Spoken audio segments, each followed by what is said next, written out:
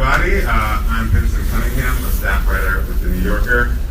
Thank you for being with us at the New Yorker Festival. Thank you so much. And thank you, Jeremy Lin, for being with us. We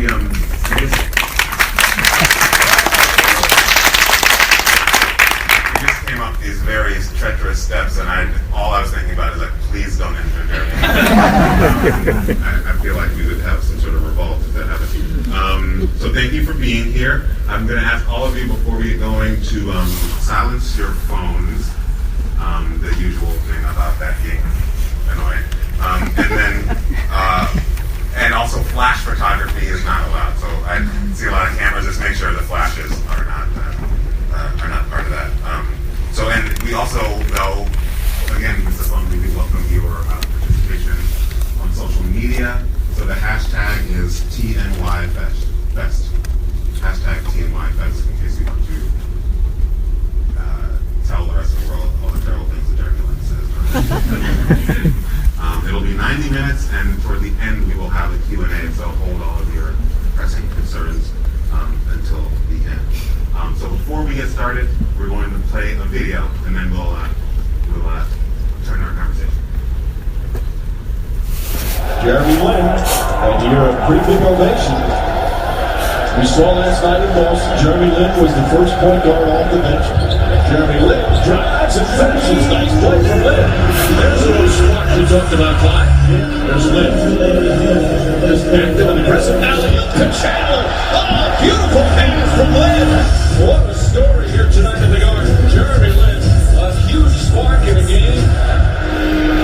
And the chance of Jeremy now, thundering down. Shot clock at 8, splits the defense again, gets to the rim, puts it in, and a foul! Wow! Jeremy Lin does it again! The game of his life, and he's still by his ecstatic teammates. He's the new Nick, the new face of the Knicks. This guy is for real, Michael, for real. Can you remember in your decades being around this sport, a guy who has come out of nowhere like this? He's going off. He's exploding in every game. It reminds you of this. Nothing of this right now. I'm a global figure. Insanity! Everybody,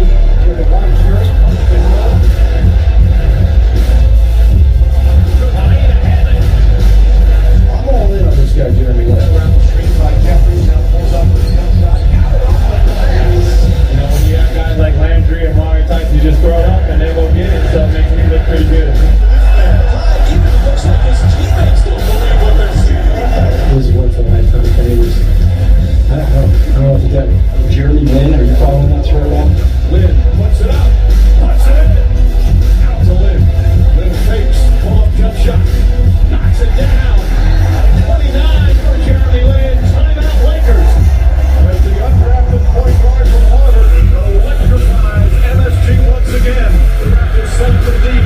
The crowd on its feet here at the Air Canada Center. Lin puts it up. Bang! Jeremy Lin from downtown, and the Knicks take the lead. You ready, Charlotte? Linsanity headed your way.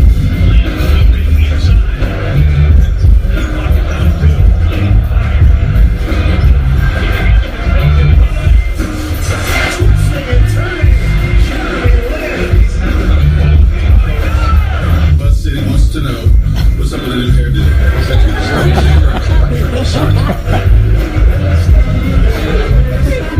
Newsflash! Jeremy Lin is the new starting point guard for the Brooklyn Nets. I always said, if I had a chance, I want to come back. I felt like there was some unfinished business. I try to play with all my emotion and all my heart. I don't really try to hold too much back.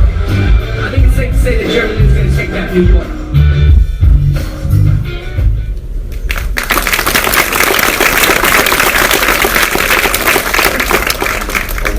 Video team that helped put that together, and I said, do whatever you want, just get one hair token. So glad that happened. We can start though, just start talking about, of course, it's unbelievable to think about the fact that whatever Linsanity was 5 years ago now, and now you're back in town, and you played the Knicks last night. So I just wonder, Is there any feeling of nostalgia for that time? You know, I mean, I listened to a lot of your interviews, and you're always like, no, I'm just looking forward, and very like, this is, of course, what you should say, but deep down, is there an added pressure of being back in the city, or a sort of wistfulness for back then? Or? I think I feel it. I might feel it more like when I go to Madison Square Garden. And obviously, you see the same security guys and the same people on the Knicks. They have a lot of guys on their staff that are still there. And that's kind of when I might think more about it. Or walking down the hallways, you recognize the hallways. Or before the game, you go to chapel. It's, same room, etc. But yeah, I don't really feel that much pressure being back here. I just feel like I'm in a different place where, I don't know. I don't really feel it, to be honest. Like I'm excited more than anything. Mm-hmm. Just talk about the Nets for a bit. What is that excitement about? You talk a lot about sort of feeling like you want to be a leader more this year. How does it feel to be a veteran? Back then it was just like you're this guy, and there was this freshness, but so now you're an NBA veteran. You've been on many teams at this point. You have sort of experienced the league in a deeper way. How does it feel to be a veteran as opposed to the sort of new kid on the block? It's weird. It's weird because I'm only 28, and I guess like in the grand scheme of things, that's decently young, but it's not that young. So you're in the NBA. The average career is like 4.5 to like 5 years or something like that for an NBA player. So if you make it past 5, you already know you're like on the old end. And that's just a quick lifespan for a professional athlete, or at least in basketball. So it's definitely weird. You walk in and like with the Nets, they're like, what do you think about this player or that player? And I'm like, whoa, like you're asking me. Like no one cared what my opinion was ever before. So you're asking me. Let me think for a second. I had to like process the fact that they wanted my opinion, and then and so it's just a different vibe. You walk in the gym, you say something. There's a different level of respect from just being whether it's the starter or one of the guys that everyone's kind of looking to produce or to carry the team. And so but it's a lot of fun because I'm just used to kind of being the starting point guard and kind of being more vocal and leading in that way. That's what I've done my whole life. And so being back in that position, I just remember like, man, this feels more natural. It's a lot more fun. So when I say excitement, that's really what I'm referring to. Is like I get to be in that position again, and I get to have that level of responsibility that I guess I've always wanted. Speaking of your teammates and sort of a kind of leadership, you guys, I think your first preseason game, you guys kind of put your arms around each other during the national anthem. And it was an expression, I think, based on a lot of the things we've seen in football and basketball all over the professional sports, and trying to navigate the political moments we're in. I'd love to just hear about how you guys came to that decision, and is that something that you guys are talking about a lot in the locker room as time goes on? Yeah, that's a loaded question. There's a lot to kind of talk about. Or I've basically been thinking about it for the last like 2 months. Just what does it look like for me as an Asian American athlete? What does that look like, or the platform that I have? What does that look like? And basically, I've had a lot of conversations with different people, and I've pulled a lot of my friends and family, and figure out what they think. But fundamentally, like me and a couple other guys, we were talking about this, and they're like, we should do something.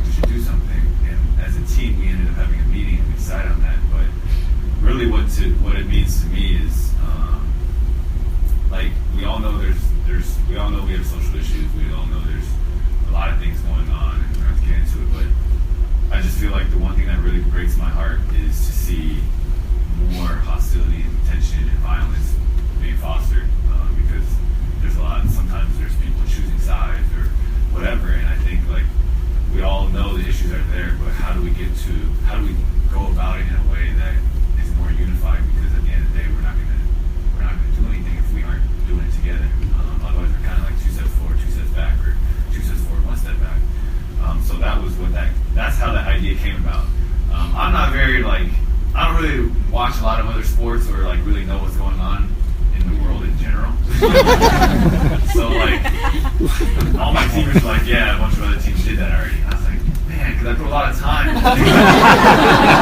And they're like, then so we met with the team. They're like, yeah, 4 teams did it last night during the preseason. I was like, all right, well, we're still doing it.